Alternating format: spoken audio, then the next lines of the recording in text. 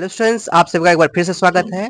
और ये आपका कोड है BHIC133, ठीक है। और ये जो तैयारी हो रहा है ये आप लोगों का इग्नू एग्जाम्स का तैयारी हो रहा है। ओके स्टूडेंट्स, आज मैं फिर से आप लोगों के लिए मोस्ट इंपोर्टेंट टॉपिक में से मोस्ट इंपोर्टेंट क्वेश्चन में से मोस्ट इंपोर्टेंट क्वेश्चन लाया हूँ। ओके ये जो क्वेश्चन है आपका, मैं अभी बताऊं। क्वेश्चन से पहले मैं आपको सबसे पहले बता दूं कि हम लोग अभी कहाँ तक तैयारी कर चुके हैं।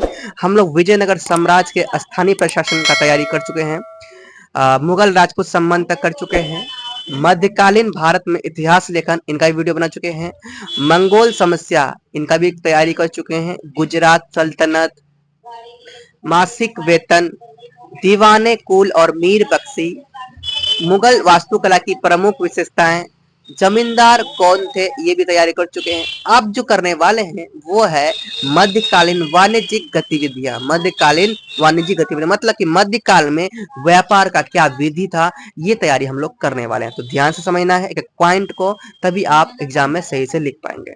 स्टूडेंट्स चलिए हम लोग आप अपना समझते हैं। तो ये रहा आपका क्वेश्चन, मध्यकालीन भारत, मध्यकालीन वाणिज्यिक गतिविधियां, है ना। समझिए ध्यान से। व्यापार और वाणिज्य का विस्तार एवं विकास मध्यकाल में हुआ था, है ना। व्यापार का जो विस्तार हुआ था, वाणिज्यिक व्यापार का जो विस्तार हुआ था, ये सब कब हुआ था? ये सब हुआ था आपका मध्यकाल में, जिसके वजह से लोगों की आर्थिक स्थिति में सुधार हुआ। क्या हुआ था? ये वाणिज्यिक व्यापार करने से क्या हो गया था, है ना। जो ये स्थिति जो उस समय में थे, उस समय में जो स्थिति उत्पन्न हुए थे, वो लोगों की आर्थिक स्थिति क्या हो गया था, सुधार हुआ था आर्थिक स्थिति में, ठीक है। उस समय भारत में कपड़े का व्यापार खूब होने लगा था। क्या होने लगा था? कपड़े का व्यापार खूब होने लगा था। विदेश निर्यात, विदेश क्या हो रहे थे? विदेश निर्यात भी होने लगे थे, इतना होने लगे थे, ठीक है। इतना विकास हो गया था, ठीक है। भारत के बंगाल में, गुजरात और कुछ दक्षिणी भागों में बेहतरीन तरीके से क्या किए जाते थे? तैयार किए जाते थे, ठीक है। कपड़े का तैयारी कर, कपड़े का काम हो रहा था, ठीक है। कपड़े का बिजनेस हो रहा था, समझ में आ गया। एंड कपड़े के लिए रंग विभिन्न प्राकृतिक स्रोतों से प्राप्त होता था। कपड़े के लिए जो रंग होते थे ना, वो अलग अलग प्राकृतिक स्रोतों से प्राप्त होते थे। और वनस्पति रंगों का एक उपयोग करने, क्या करने, वनस्पति रंगों का उपयोग रंगीन कपड़े बनाने के लिए किया जाता था। वनस्पति जो वनस्पति रंगों का जो उपयोग किया जाता था वनस्पति से, ठीक है। तो वनस्पति से जो रंगों का उपयोग किया जाता था, वो कपड़े को आकर्षक बनाने के लिए किया जाता था, ठीक है, सुंदर बनाने के लिए किया जाता था। अब उसके बाद कुछ ऐसा हुआ क्या? उसके बाद जब यूरोपीय लोग भारत आए, तो भारत में बड़े पैमाने में नील की खेती होने लगी, ठीक है। नील की खेती ये यूरोपियन लोग यहाँ पर किए थे, ओके।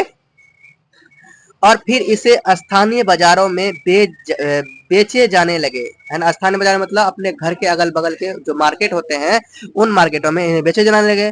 इसका उपयोग आकर्षक रंग बनाने में भी किया जाने लगा, यानी कि नील का उपयोग क्या करने में किया जाने लगा? अच्छा रंग बनाने के लिए भी किया जाने लगा, ओके। उसके बाद देखते हैं, व्यापार के शुरुआती दिनों में, व्यापार के शुरुआती दिनों में वस्तुओं का आदान प्रदान सिर्फ ग्रामीण क्षेत्रों में होता था। जब व्यापार विकसित हो रहा था ना, उस समय सिर्फ ग्रामीण क्षेत्रों में इसका विकास हुआ था, विकसित हुआ था। लेकिन धीरे धीरे वो क्या हो गया, बाद में वो पूरे विश्व में आदान प्रदान होने लगा। ये प्रक्रिया काफी तेजी से चलने लगा।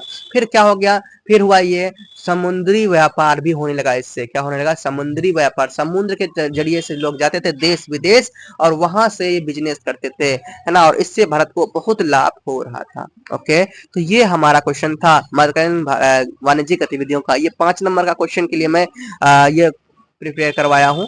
और ये अगर समझ गए हैं तो आप 10 नंबर का, 20 नंबर का भी आप आंसर का जवाब दे सकते हैं। तो उसके लिए आपको अलग टाइप से लिखना पड़ता है। 20 नंबर के लिए 5 पेज लिखना है तो भाई अलग टाइप से लिखना पड़ता है, तभी आप पूरा कंप्लीट कर पाएंगे, ठीक है।